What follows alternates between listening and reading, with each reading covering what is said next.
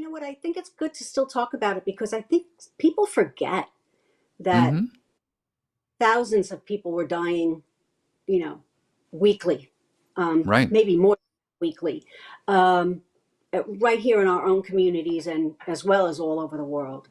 And I worked at that time as a supervisor at my local hospital, Hmm. and the staff were afraid. Um, I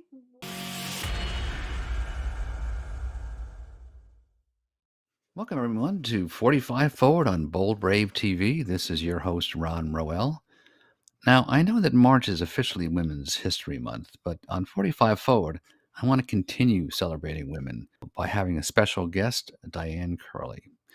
Diane is a registered nurse by profession, and she's a dynamic leader in the healthcare field, but she's also a dynamic leader in creating the organization Celebrating Women. The mission of Celebrating Women is to basically elevate the voice and presence and recognize the contributions of women across the planet. So now I'd like to welcome Diane. Diane, welcome to the show. Thank you so much. A pleasure to be on the show. Thanks for having me. Absolutely. So, in my introduction, I gave a little bit of a background for you, but Mm. and I know that being a registered nurse is, part of your DNA, and it informs a lot of your work. But tell me a little bit about how you got into the field, and what motivated you to begin it, and how it's evolved. Well, this is a story I don't often tell. All right. I was, yeah, I was divorced. I was a single mom Mm-hmm. and I needed to work and support my child who was 8 months at the time when I got divorced. Wow. And Wow. yes, yes. And the county that I lived in had a program where they would help you go to school and when it help you with childcare as well. So when my son was 3, I was accepted into the program, and Mm-hmm. I went to school to be an LPN. So I Mm-hmm. was first a licensed practical nurse before I Mm-hmm. was a registered nurse, and all through the benefit of a program here on Long Island that helped me greatly. And then after I got my LPN, I worked full time nights and went to school during the day to get my RN. And Mm-hmm. then I went back for my bachelor's, and then I went back for my master's. You know how it goes with these lifelong Yeah. learners. Absolutely. Absolutely. That's great. I'm always fascinated by these stories. That they're always a little bit by accident, by intention, and you just sort of find it, and it's like it clicks. But it's never quite easy, and it's never quite what you thought it would be. Um, Right. but yeah, so and then you got involved. I'm looking at some of your background. You did a lot of work actually during the pandemic, right, Yeah. in the field of the healthcare field. So tell us a little bit about that, because that was really quite a period, and a lot of uncertainty, a lot of fear, and so what was that like? What were you doing during that time? Y- And you know what? I think it's good to still talk about it because I think people forget that Hmm. thousands of people were dying, you know, weekly, Right. maybe more weekly, um, right here in our own communities and as well as all over the world. And I worked at that time as a supervisor at my local hospital, Hmm. and the staff were afraid.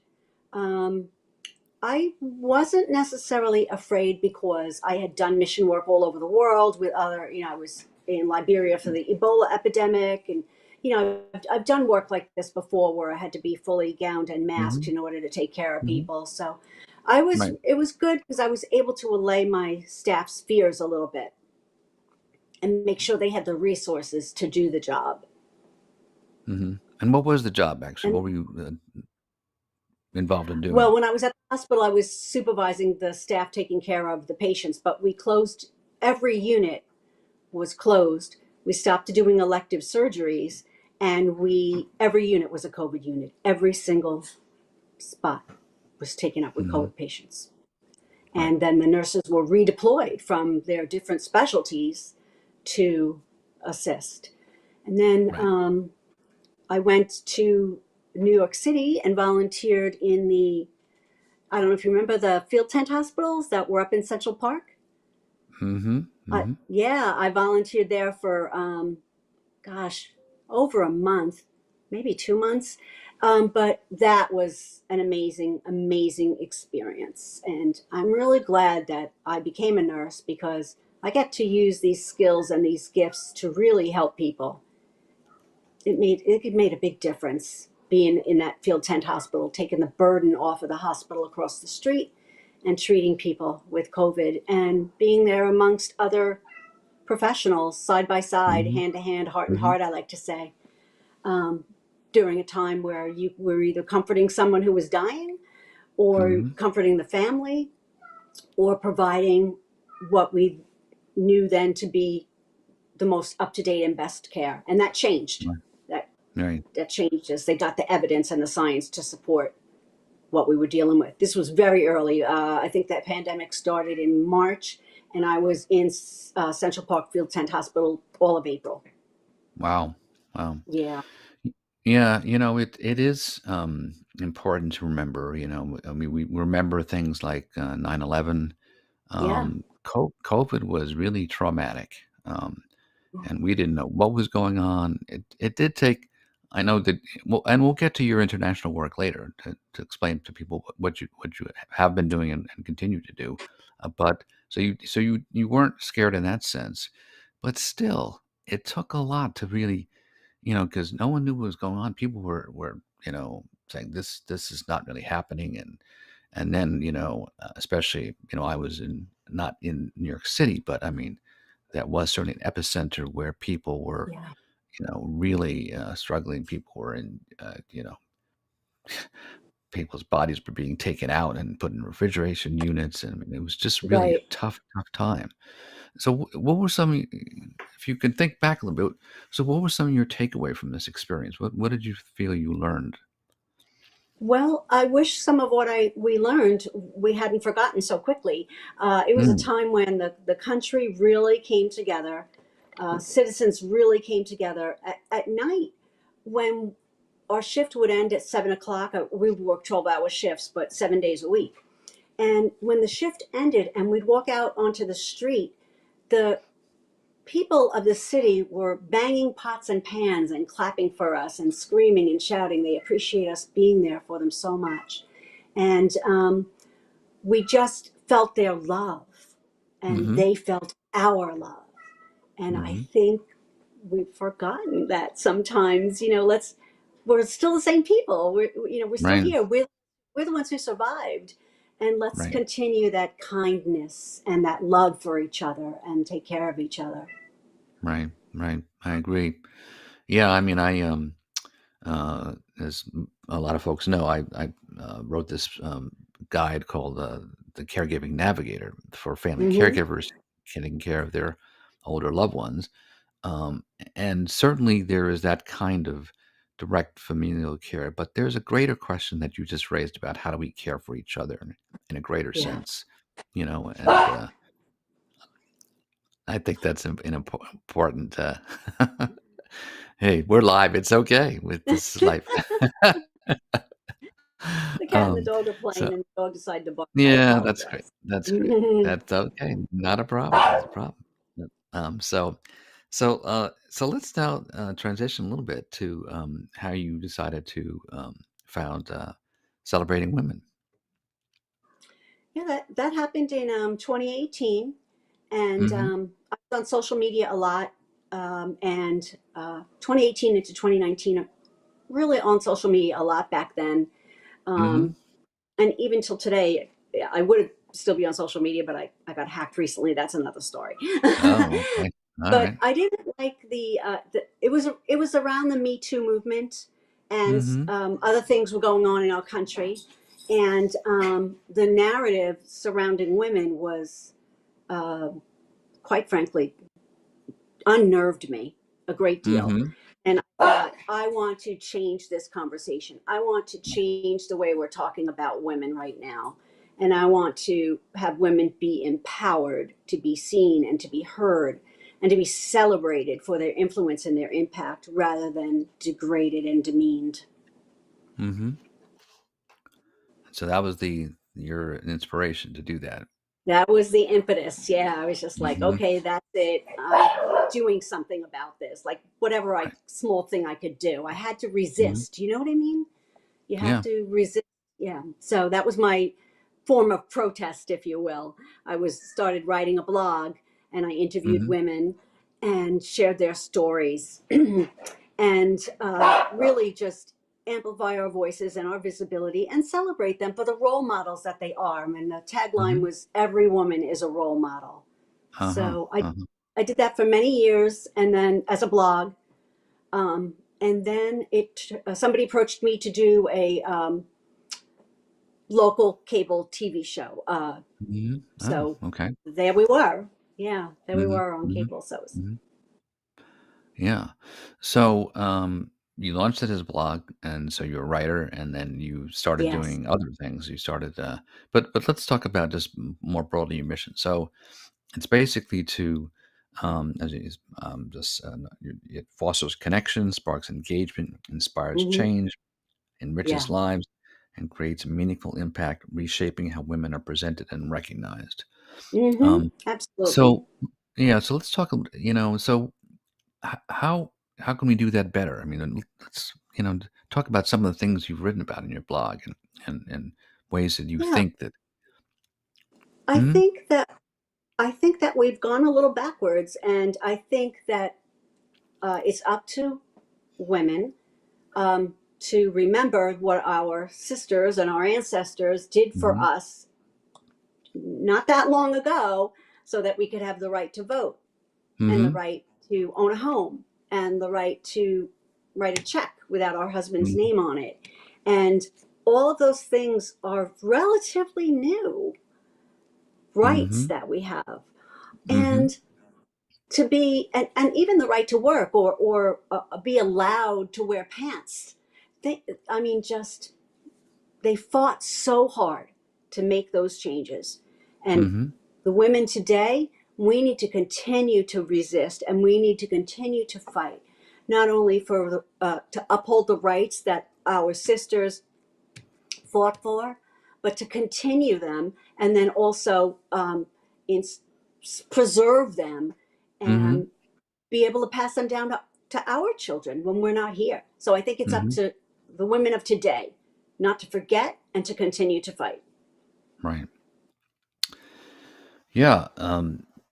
We're going to take a break shortly, but before we do, I just wanted to emphasize what you're saying, and I realize too that you know what, because of my involvement in writing this caregiving navigator, and one of the things I really work on a lot is what I call successful aging and caregiving, family caregiving, Hmm. and that's a field that is dominated by women, and and when I go to these events, I kind of look around and go like, well, why is this? It's well, I mean, I do understand, some of it just historically, women aren't considered Hmm. caregivers and they're mothers and I get that. That's important. Hmm. Nevertheless, I was one of four sons who took care of my mother and there were no daughters, but we did it and it was important. It was an important experience. So I want to talk a little bit more about that, about the involvement of engagement of men as we come to after the break. So folks, we are going to take a quick break, but we'll be back very shortly with much more from Diane Curley, the founder of Celebrating Women. So don't go away. Are you caring for an aging loved one? It can feel overwhelming, but you don't have to do it alone. Ron's book, The Caregiving Navigator, is a step by step guide designed to help you plan, prepare, and provide compassionate care with confidence. From organizing family conversations to navigating long term care and finding support for yourself, the caregiver, it's all here. Find the Caregiving Navigator now on Amazon and take the first step toward peace of mind.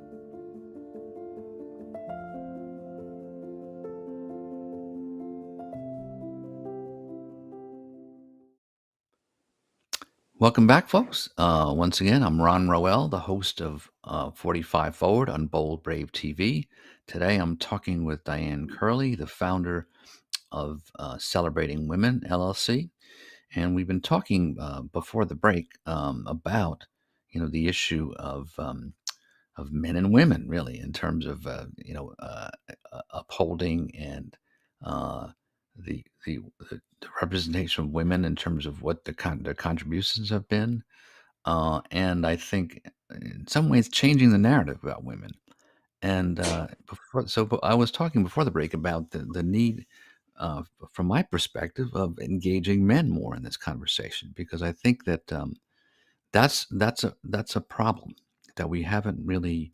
Um, we haven't really sort of pulled men to the table and said, "Listen, we need to talk about this," um, uh, because I think that you need to be, men need to be involved in the conversation and understand and basically be there and hear the voices, not just women talking with other women. You know what I'm saying? Yeah, well, first, we had to rally the troops, Mm-hmm. Mm-hmm. we needed women to recognize what was happening and Right. that there needed to be some conversation about it. And yes, men can play a role in the conversation. Mm-hmm. That I think a lot of it is the culture has to change. Right. Um, yeah, I think it's the culture of how, men are maybe think that they have to be or should be, but it disempowers women if men have to constantly be so what they consider as masculinity by degrading women or taking rights Mm-hmm. away from us. That's a cultural shift that needs to Right. happen. Yeah, it would be good if they heard our stories and listened to our stories and championed us. Mm-hmm. But until they do, Mm-hmm. it's up to us. It's up to the Yeah. women. Yeah. Yeah. Well, I think we're getting there. I'm certainly, an ally, so I think that Yeah. that's starting to happen, and I think that, but that's what, you know, in order for women to be elevated, men they do need to change also, and Hmm. one of the ways I think is just by hearing your story. So I know that a lot of your mission involves storytelling, and I think that's a very powerful tool. So, talk about the role of stories, because I think sometimes just instead of lecturing people, just hearing people's stories, I think is really effective. Yeah, and that's what I do in the blog and on the TV show is I talk very little. The women that are on the show, Mm-hmm. I interview them and share their story and I gotta tell you, I am usually so inspired by the women that I've written the blog about or that have come on the show. It's been as I thought I was doing it for other women, and it turns out it was also benefiting me. I was feeling Mm-hmm. stronger and happier and more fulfilled, knowing that there are women out there doing great things, Mm-hmm. and there are male allies out there. Absolutely. My Mm-hmm. husband is Mm-hmm. one. Good. Good. So, can you give some examples of some of the stories of women you've had, on your show, and what's some of the things they've done?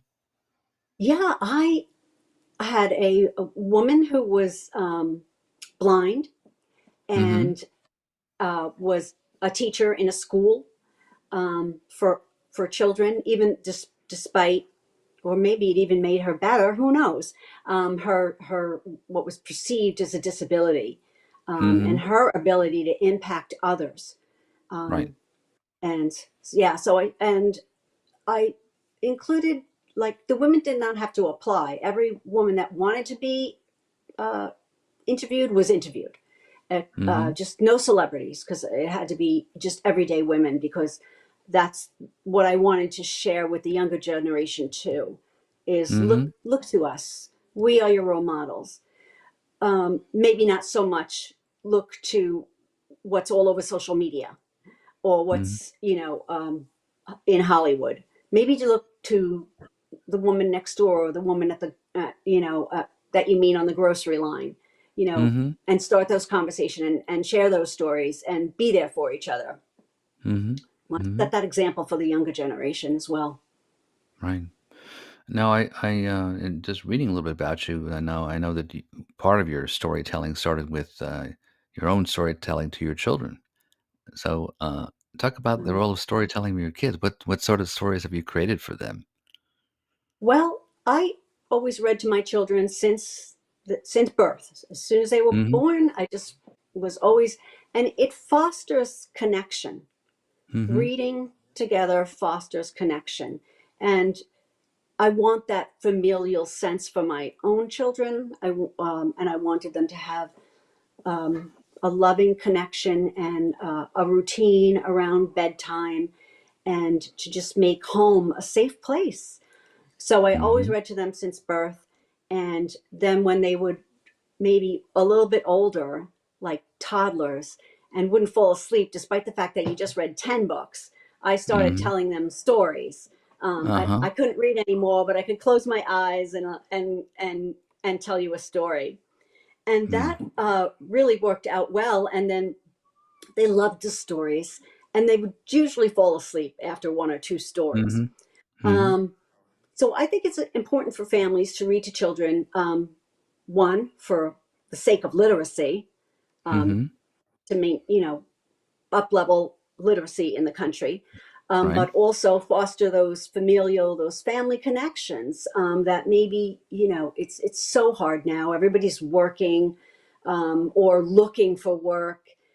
Everybody's so busy, but it's really important to take that time out as a family to have a meal, to read a story, to tell a story. It could even be a story about your life when you were younger. My kids love those stories about, because Uh-huh. they can't fathom it. They can't picture you as younger, and you're just their mom.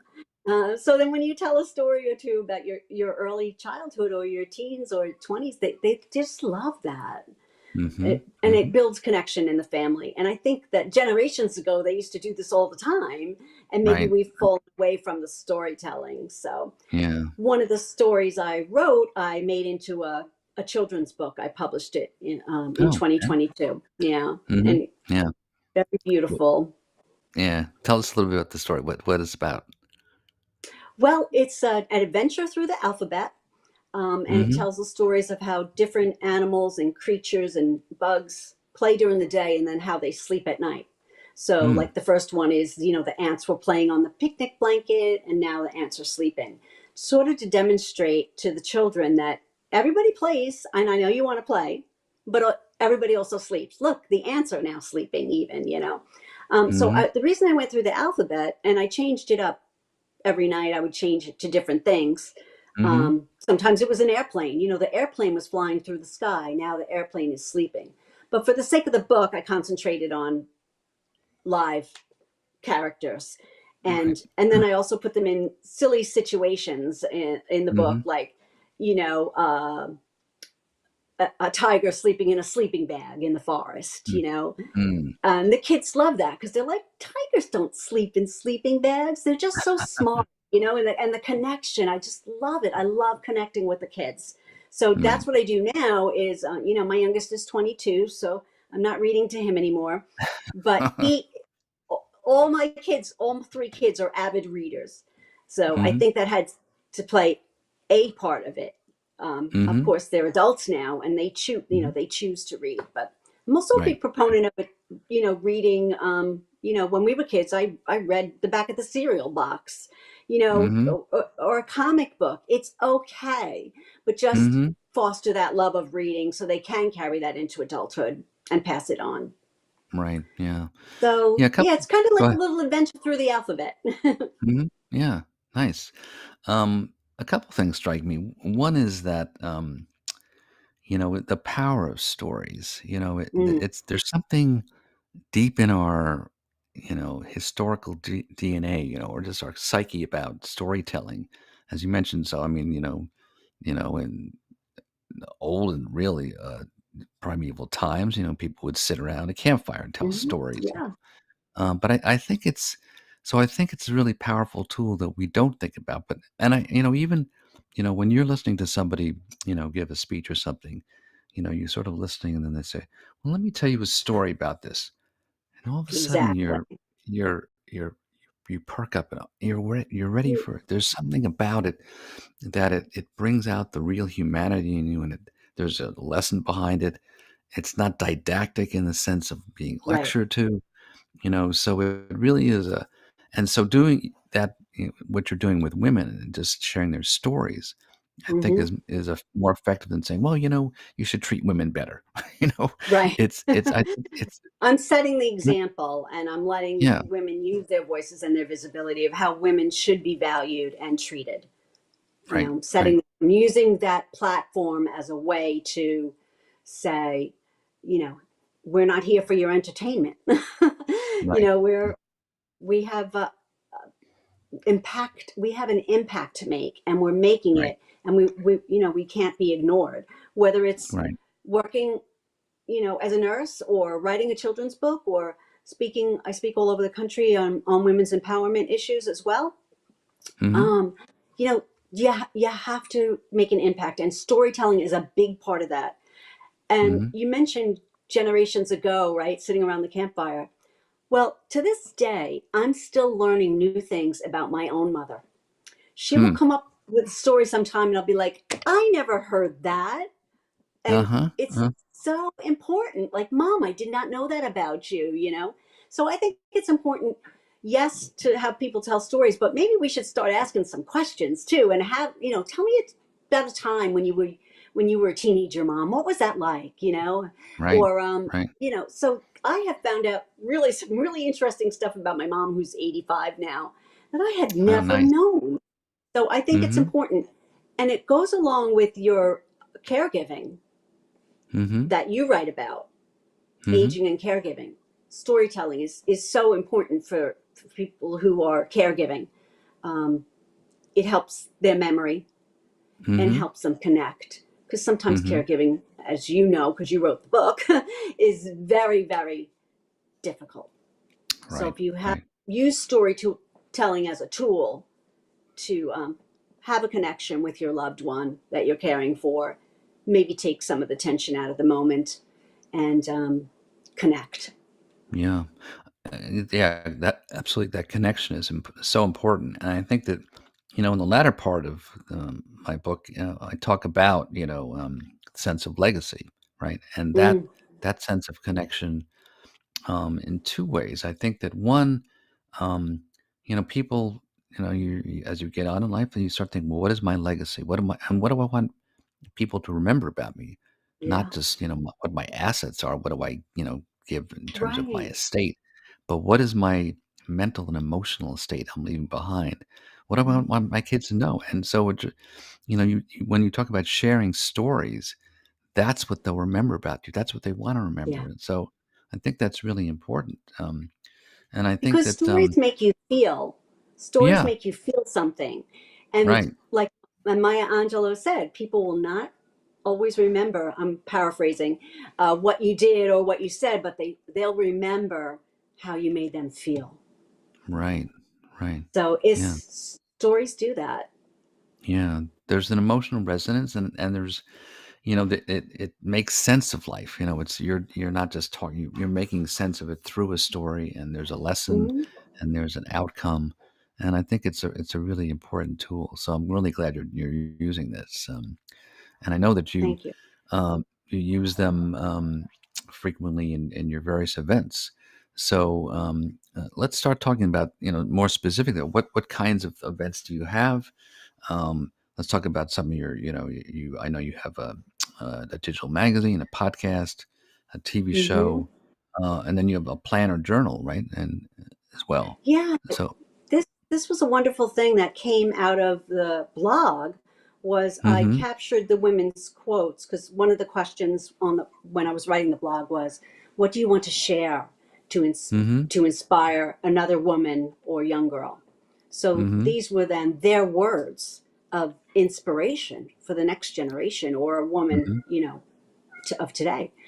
mm-hmm, So I took the answer to that question, and I mm-hmm. made a planner journal with 52 weeks of quotes from those women's stories. I see. Okay. And then, of course, I added in the days of the week and the month and so you could do that kind of planning in it. Mm-hmm. And it Mm-hmm. included their quotes attributed to them, again, further amplifying their voice and visibility. And then I had, a page for journaling, a page for Mm-hmm. reflection, a page for planning. So it was Mm-hmm. quite the labor of love that Mm-hmm. was. Yeah, great. And I'm very proud of that. Right. Nice. So, again, the time's going quickly, but we need to take another quick break. We're going to sneak one in right now. All right. But don't go anywhere, folks. We have a couple more very dynamic sections coming up with Diane Curley, the founder of Celebrating Women. Do you like what you're hearing? Well, we've got plenty more where that came from. Head over to 45forward.org, where you'll find a full archive of over 200 episodes of the 45 Forward podcast, all hosted by Ron. Each week, Ron talks with fascinating guests, experts, advocates, and everyday folks, sharing insights and stories to help you live a better, fuller life in your second half. We cover everything from health and caregiving to careers, relationships, and finding purpose, whatever helps you move forward with clarity and confidence. That's 45forward.org. Check it out and keep moving forward. 45 Forward.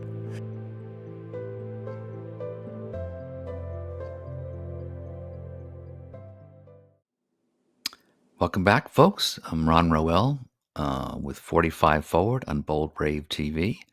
We're talking today with Diane Curley, the founder and CEO of Celebrating Women, LLC, a dynamic organization. We were talking a lot about what she does.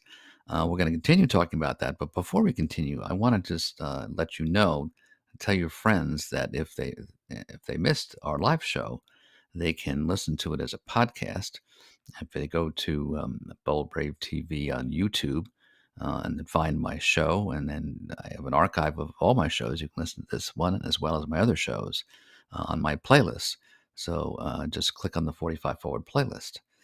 And they can find replays on other platforms as well, like Spotify, iHeartRadio, Amazon, and so forth. So we were talking with Diane about her various events and ways that in which she basically celebrates her mission. We were talking about her planner journal, and tell us a little bit more about other kinds of events and that you're involved with. I know you do a lot of keynote speaking. Anything coming up people Yes. should know about? Oh gosh. Um, there's always stuff going on, but like I wasn't prepared to answer. I'm so Okay, sorry. Um, that's okay. but yeah, but I do post stuff on the website and on Okay. LinkedIn, and I have a lot of friends who hold events too, and we kind of work Mm-hmm. together to put stuff Okay. together. And that's an important piece of connection too, is networking with other Mm-hmm. women. So then you can come together and have events, because it's not the kind of thing you should do alone. Right. It's expensive and time consuming, and you want every detail to be just so wonderful for the Mm-hmm. attendees. So do it together with someone. I have my best friend, her name is May, and we collaborate a lot on a lot of Mm-hmm. our work. Um, and the events are, I keynote speak at events for, mainly what I talk about is women's empowerment. Mm-hmm. Um, and then, having an event where women can come together and Mm-hmm. celebrate one another and learn from other speakers, and, you know, enjoy the day together, pouring into themselves and pouring into each other. I think Mm-hmm. those events are important and not frivolous at all. It might be like, oh, Right. you're going to have dinner and listen to some speakers, and you'll be gone for a couple of hours. It's important. Yeah. It's a get together Yes. like that. Yeah. So people can find out. So your website is dianecurley.com, right? Yes. Yes. So it's Yeah. Diane, no period, right? Diane Curley, Yeah. CURLEY.com. Okay. So people can go there Correct. and find out. They can see your blog Read the blog, and see the TV hmm shows, everything's on there. Connect with me on there, a contact form on there to right, connect and continue the conversation and go boldly forward together. right. Bold, brave TV together. Right. There you Okay. go. Yeah. Yeah. Yeah. And so, and then now you have a TV show. So, right. That's um, Yeah, on public access TV, which is okay. a beautiful thing. Public access TV is available for all of us. And hmm you can not only watch the shows, but you can have a show on public hmm access TV. And it was a differentiator for me because a lot of friends, maybe doing a podcast, right, which became very, very popular, Right. especially with the advent of COVID and the pandemic. Um, but the TV show was a little bit of a differentiator, and the hmm people I interviewed obviously were local from Long Island or the city, whereas my hmm blog I could do from all over the world. Right. So this was a little more intimate, and they were just thrilled to be on the show. It was a differentiator for our company for celebrating women, the way that we were operating and giving these opportunities for women, just hmm like you've given me the opportunity to be on your show. I was giving women the opportunity to be on my TV show, and they would have a viewing party, and it was just a Mm. beautiful celebration of them. hmm So it hmm was it Yeah. was very nice. Right now, the show is on hiatus, um, but we're looking to start it up again pretty soon. Good. Okay. Good. So let's talk a little bit more about your international volunteer work because this is really Mm. quite something, a lot of work. So tell me how you got involved with it. I guess part of it, that is, basically, driven by your work in the healthcare field as a nurse. And so tell us some Yes, about your experiences. and by my it's driven by my nursing career, but it's also driven by my faith. Okay. And I think, yeah, all of the major faiths teach to love and serve. Right. So that's what I was doing. I was living out the mission of my faith, and by loving and serving, and I used my skills as a nurse to do so. I It see. was like the perfect marriage. Mm-hmm. So how I got involved was there was an organization that was bringing children over that were going to have some surgeries, and they needed places for them to stay. So my Mm-hmm. husband and I thought, well, we could do that. We could have the child stay with us. I'm a nurse. It would be perfect. I, could provide care if needed after the child's surgery. And so we sponsored a child to come over from Ethiopia. His name Mm-hmm. is Seifu. And Mm-hmm. after he was with us for a month and recuperated from his surgery, he went back to Ethiopia. He's an orphan, a true orphan, no parents, and lives in an orphanage with hundreds of other boys. Wow. So after he went home, I thought to myself, I'd like to continue to work with this organization because they were doing work at the orphanage. So I did a fundraising event to raise money, and I went with them on their next trip to Ethiopia, where we did a lot of work on the orphanage and bought with our donation money that people had donated, we bought the boys fruit because they very often don't get fruit. They just eat, Wow. a special bread and water, and the Mm. water's not even clean. So we would go to the market and buy them mangoes and bananas, and they were just oranges. Oh my God, they just loved it when we came with that. And then I also Mm. bought with me reading glasses because the workers at the orphanage didn't have health care, and the women that were working as the caregivers there, cooking and cleaning, um, Mm-hmm. couldn't see. Much like here in America, as you get a little older, you might need a Mm-hmm. pair of readers, right? Right. I do. So I brought readers over, and with a chart for testing their which calibration was the right one for them. And Right. when they would put on these glasses and be able to read, and then they would cry that they could see again. Wow. And Wow. yeah, it was just so beautiful. Like such a small thing. I got the glasses with my own money from the dollar store. I just went and bought 100 pair of glasses, Wow. of Okay. different calibrations. And what they said to me through the translator, because they speak Amharic and I speak a little now, but back then none, was that they could read their Bibles again or the Torah again. They could see their spices as they were cooking. They could see how much they were putting in, which they weren't able Wow. to do before. Yeah, so small everyday things can make a really beautiful life. And that made a Yeah. difference for them. And that was it. I've been going every year. I used to go 2 to 3 times a year. But then I started doing mission work in other parts of the world as well, and as well as in the United States. Um, Mm-hmm. and it's been the highlight of my career to do that work, Mm-hmm. honestly. Wow. Yeah. Yes. So I mentioned before I was in Liberia during the Ebola epidemic.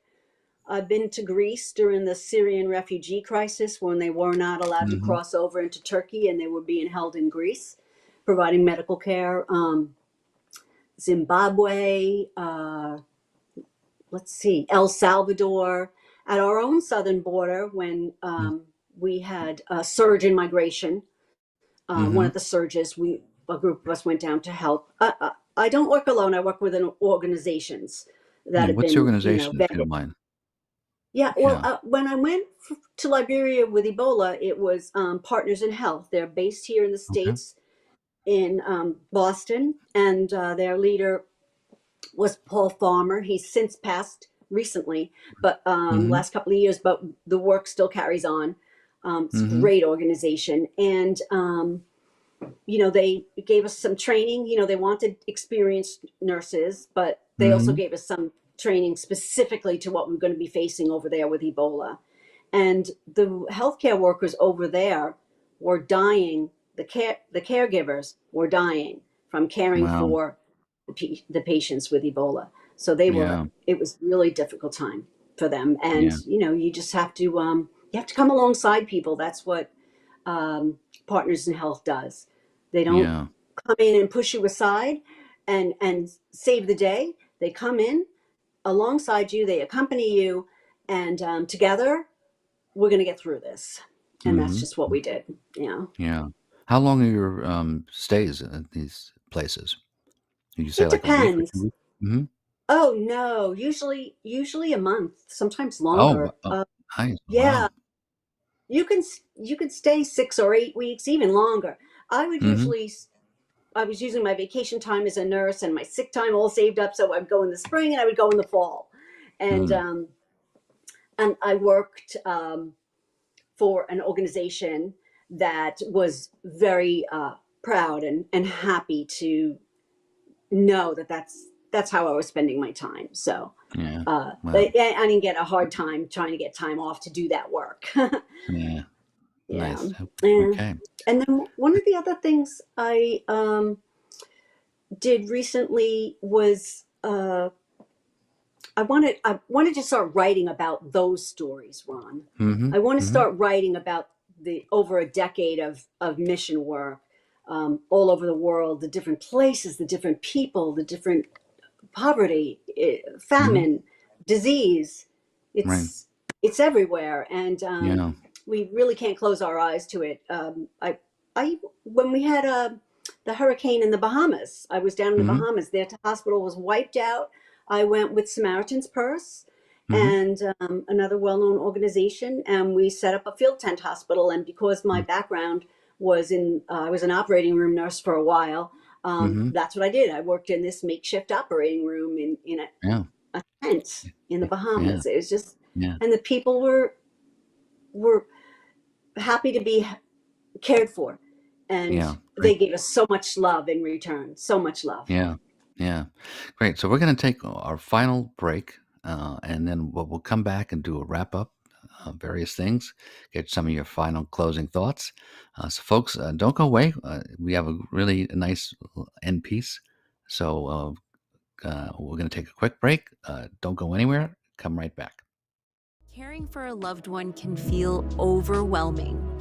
That's why we created caregivingnav.com, your personal guide through the complex world of caregiving. It's a free interactive website built around the Caregiving Navigator book, with tools designed to make your journey easier. Whether you're planning ahead, managing care right now, or navigating a crisis, you'll find step-by-step advice, trusted resources, and over a dozen downloadable checklists. From legal planning to home safety, from medical decisions to emotional support, it's all here, all in one place. Just visit caregivingnav.com, because you're not alone on this path, and the help you need is just a click away.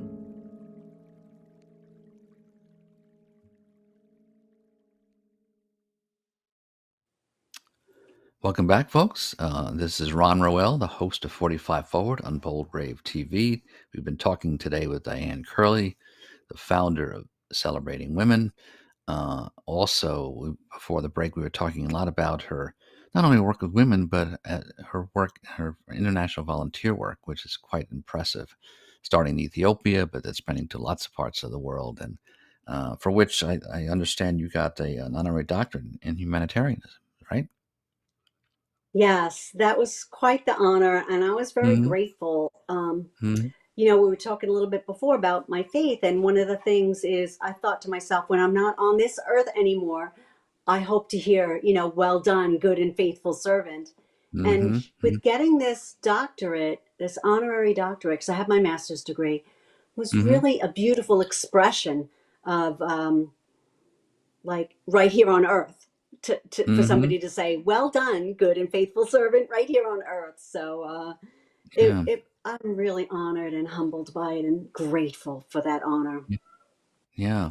And, during the break, I just want to tell our audience that we were chatting a bit, and you mentioned, like, well, but most days I'm just an ordinary person. And that's what I think is really impressive about it. And it goes to it's part of your slogan before about with women, like every woman is a role model, but every person Mhm. like you don't, you can be quote unquote an extraordinary, ordinary person. I There think you that's what go. you're demonstrating. And Right. well, thank you Right. for letting me tell my stories. See, we're back to stories. See how important they are? Yeah, yeah, exactly, exactly. So we just have a few minutes left. I just thought maybe we can reflect a little bit back on, your thoughts about going, what you've done and perhaps what you might want to do going forward. And any thoughts or anything that we haven't talked about that you want to leave as a closing thought? Well, I would really like to continue speaking, within the United States and around the world about Hmm. different empowerment topics. I enjoy that greatly. I'd Hmm. like to do more of that. And I hope to finally write that book about the medical missions. Been saying that for Yeah, that would be years. no, that would be great. I mean, those stories would Yeah. be terrific. Yeah, yeah. So do you have a timeline for that? You thinking maybe by next year, you think, I or? I have made that timeline and passed it at least 3 times now. So, well, Okay. see, that just shows you I'm just normal, right? It's just Yeah, this is yeah, just but life. We work, the kids, our volunteer work, whatever we're doing, mhm, and then sometimes life gets in the way of some of the things you want to do. yeah, but you're still there. You'll get it done. Just, Yeah, at some point you'll figure it out. Yeah, yeah, yeah. yeah. Um, so let's see. So once again, we're close to the end of our show. There's much more to talk about, but I just want to thank you for a terrific show. Well, there's always, I'm sure we'll have much more to talk about. Maybe we can come back another time and talk, take a deeper dive in your international work. 'Cause I think it's something that I think is really important, especially now, because, I think we are kind of in a period now of like isolationism, like Mm, we're going to cut off and we are connected. So going to your theme of connection, we're connected to the world and what we do matters. And I think people yes. really appreciate it. So I think it's important work. We shouldn't just say, well, it's time to just focus on us.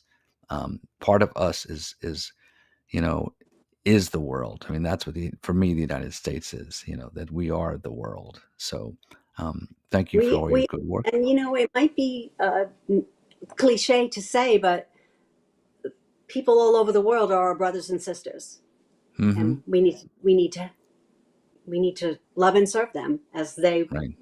can love and serve each other. Right. Great. I agree. Right. So if people want to contact you, Diane, what's the best way to do that? Is it through email or Yeah, the just best go to your way is website? through my website, because I have a Okay. contact form on the website that they can write to me, ask any questions, reach out. I'd love to Mm-hmm. connect. Absolutely. Great. Okay, great. So before I go, I just want to thank my terrific engineer, Alex, who will guides me through every show. I really appreciate his help. And I want to thank you, the audience, for spending this hour with me, helping us learn and grow together and hear inspiring stories about how all of us can make our journey in the second half of life even better than the first. So join me next Wednesday, 7 p.m. Eastern Time. I'll be talking with Kevin Wade, who is the executive producer and showrunner for the hit TV series Blue Bloods, who recently ended the series, but is on to another adventure as a debut novelist and with a crime thriller, Johnny Careless, which is a terrific book. So, folks, until then, next week, keep moving forward, 45 forward.